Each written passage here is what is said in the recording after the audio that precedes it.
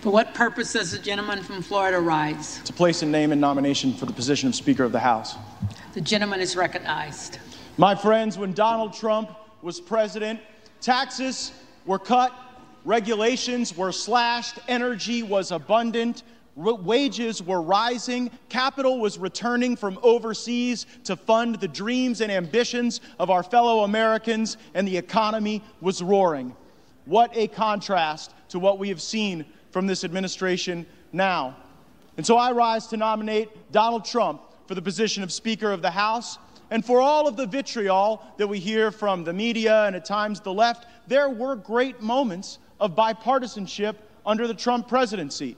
And the Democrat nominee for Speaker knows that well because he led valiantly on the efforts for criminal justice reform, and I was honored to join him. And I know no matter who's sitting in that Speaker chair, we got a lot of work to do on that very issue. We took a first step, but there's a second step and a third step to take, and I'm glad that we were able to work with President Trump, with Republicans, and with Democrats to provide real outcomes for Americans, to create greater prosperity and more opportunity. I also care deeply about President Trump's focus on our nation's veterans. It seemed for far too long on the campaign trail, veterans were disregarded, forgotten about. When we would get elected to office, their issues would not always rise and get center stage, but we were able to pass veterans accountability measures. We were able to actually get people fired at the VA who weren't doing their job. What a great thing that would be to extend and continue to nourish. President Trump oriented our views on trade so that we actually put the American people first, not foreign interests abroad or special interests here at home. President Trump knew that we had to confront China, that China had already engaged in a trade war against us, but it was a war that we were surrendering, and so we started to fight back. He stood with our farmers. And on foreign policy, we stopped trying to find a new Jeffersonian democracy to build out of sand and blood and Arab militias in the Middle East. Matter of fact, President Trump, I believe, is the first president in my lifetime that didn't start any new wars. This is an issue that I know unites some elements of the right and left for the benefit of our communities. Will the House be in order?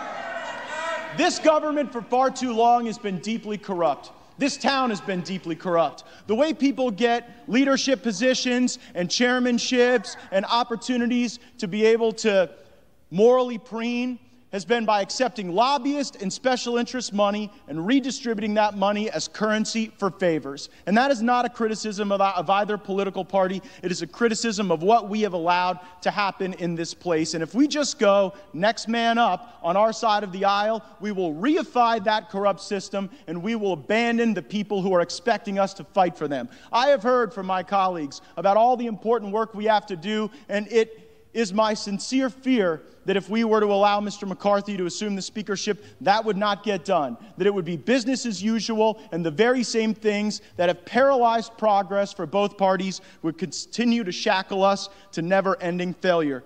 We can be better than that. We can raise our gaze indeed. We also have to restore to the Speaker's office an actual person that ought to be in the Speaker's office, not the squatter who is currently there. And if the architect of the Capitol is listening, I sent a letter, and I would like to know what the basis is to allow somebody to occupy the Speaker's office who comes in second place 10 straight times.